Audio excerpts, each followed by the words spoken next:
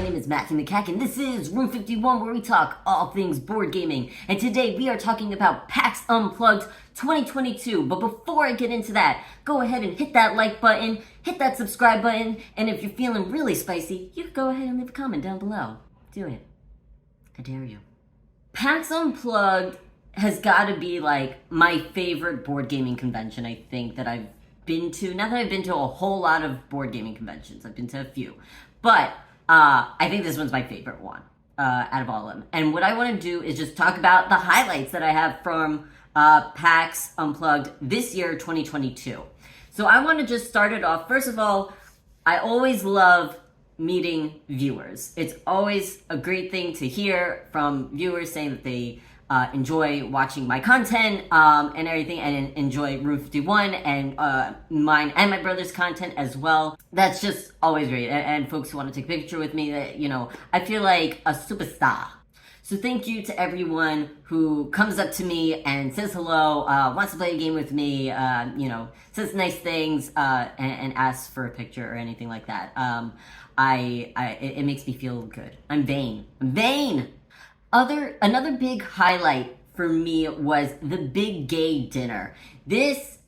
I think that was my biggest highlight of the convention, was the big gay dinner hosted by Rose Gauntlet Entertainment. Isaac Vega is a designer, a board game designer, and he usually is the one who sends out the invites, I think. And so I got the invite. So we've already done this last year, which was really nice. It was very cool. But this year was even bigger, and there was more people, and great food, great conversations, and just overall hanging out, getting to play some games, making our own ornaments. That was a lot of fun, and it was just nice to be around other folks in the industry who also identify as LGBTQ+.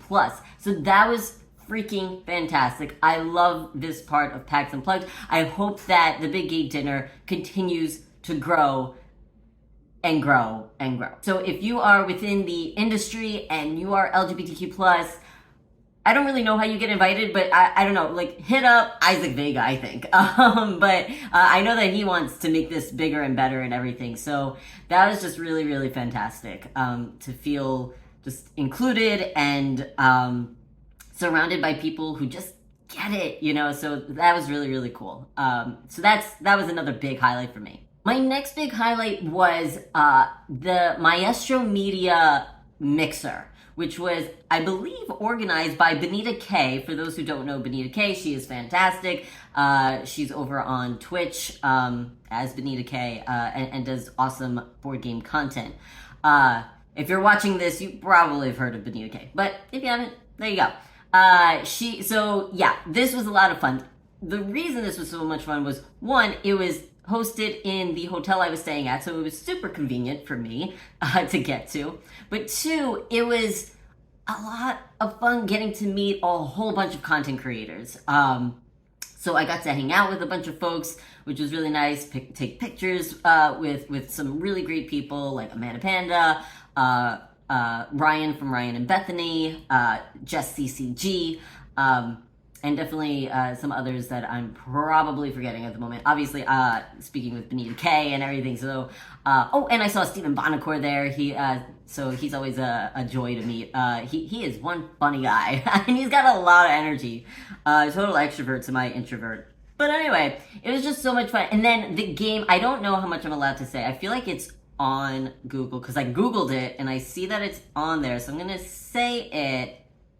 And I think it's okay. But they are coming out with a game called Sally Face Strange Nightmares, based on the indie video game that was created by Steve Gabry, and who was there, by the way, at the mixer, which was really, really cool. So I got to speak to him for a bit. And I got to demo the game, or at least a version of the game. It seemed to be very much in prototype, but it looked really cool. I was really enjoying it. It had that spooky, kooky vibe to it. Not that it has anything to do with, like, the Addams Family or anything like that, but it had, like, that indie feel. And I'm not entirely sure how much I'm allowed to say about the game, so I'm not going to go into it that much. But I think I'm at least allowed to say that because it's on the internet. You could easily find that.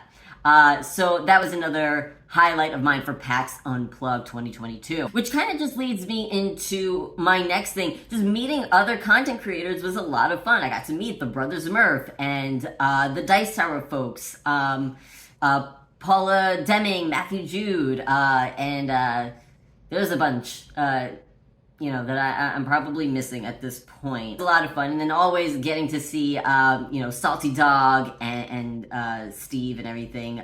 So a couple of viewers of ours who are really awesome folks, and getting to play games with them and everything. So, and we actually did get to play games with the Brothers Murph, which was great. I think they were the only ones we actually got to play a game with, which is really cool because the Brothers Murph, since our very first PAX, which was in 2018, so that was the second PAX Unplugged, but it was our first board game convention at all. We got to play games with Brothers Murph. So for every year during PAX, we have gotten to play a game, at least one game, with the Brothers Murph. And I think that is awesome. I really treasure that. I find that to be very special. And I am so grateful that they make the time to hang out with me and my brother and our friends and everything, to just play at least one game. That's really cool of them to do.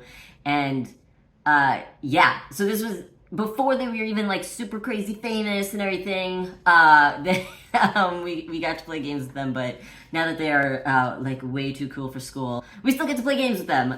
So that's cool. I really like that. That's something else that kind of like weaves into my next highlight, which is getting to just play a bunch of board games with my friends and family. So my wife was there, my brother, my sister, they were there along with all of our significant others, except for my sister's husband who couldn't make it, which is okay. But then also like our friends and their significant others. So we were a crowd, baby. We brought the whole Room 51 squad up into PAX Unplugged. So that was a lot of fun to just hang out with them. I didn't get to play as many games as I would have liked to with them, but I got to mostly on Sunday when things were winding down. I didn't have as many meetings with publishers and everything.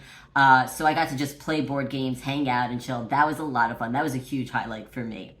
Which goes into my last one, meeting publishers. That is always fun for me. I really like having those meetings with the publishers, and seeing what the new stuff is that they're coming out with and having a conversation with them, and seeing like what their thought process is behind the board games and the selling of the board games and all that kind of stuff. So that was really cool, and just getting connected to more folks that are in the industry.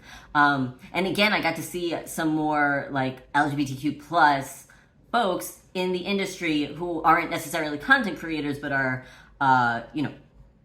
within the industry and other facets, with like publishing companies and everything. So that was really cool. I got to see a bunch of games and get a bunch of games, and so I cannot wait to start streaming those and creating content for all these lovely board games that are coming on out or have already been out, but there's new expansions and stuff. So yeah, it was a really good time. I love PAX Unplugged. I have one gripe, and I know this is a highlights video, but I have to say it. My one gripe, and this has never happened before in PAX Unplugged. I guess because there was two conventions actually happening at the same time. There was the board game convention that was going on, PAX Unplugged, and then there was like a teachers conference or convention going on, which was fine, cool, but there was these like metal detectors.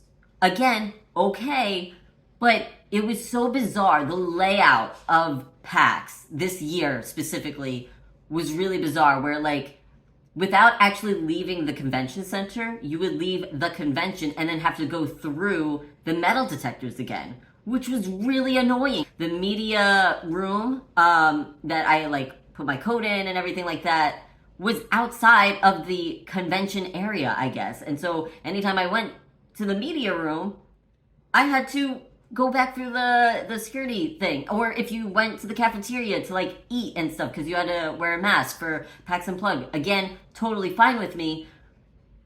But then you have these designated areas to eat where you could take your mask off and eat. But then we have to go back through the metal detectors and everything. And there was a line, and it was just, that was really annoying. I felt so lost this year. I don't know why. I felt like I just kept getting lost. And I didn't really have that feeling before. Anyway, I don't mean to end off on a negative note, because overall, PAX Unplugged is fantastic. I wish that they would have just handled that a little bit better. But overall, I had an amazing time, and hopefully I get to see you all at the next PAX Unplugged. Probably my favorite convention, I think, out of all the ones I've been to. This one's holding strong. So, and for those that maybe saw me but didn't come up to me, that's okay. Hopefully next time we do get to chat and hang out and everything. Anyway, thank you so much for watching. If you like more Room 51 content, we are on twitch.tv/Room51 Live every Wednesday night at 8 p.m. EDT or EST, Eastern Standard Time. And we play board games, me and my brother, have wacky times, chatting with chatters, and it is good old fun. Anyway, I'll catch you next time.